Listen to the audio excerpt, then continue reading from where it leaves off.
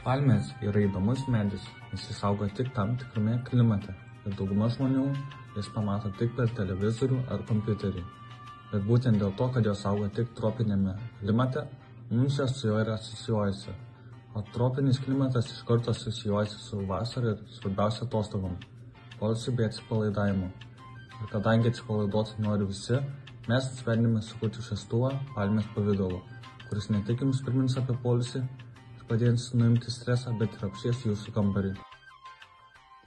Mūsų šviestuvas yra palmės pavidalo ir mes nusprendėme jį daryti baltos spalvos, kad jį būtų galima lengviau priderinti prie namų interjero ir dar būtų galima žmonėms nusispalvinti savo pasirinktą spalvą, nes spalvinimas irgi yra vienas iš streso nuėjimo būdų, nes juk galiausiai mūsų šviestuvo pagrindinė funkcija yra nuimti stresą ir jis tai daro, primindavo žmonėms apie atostogas.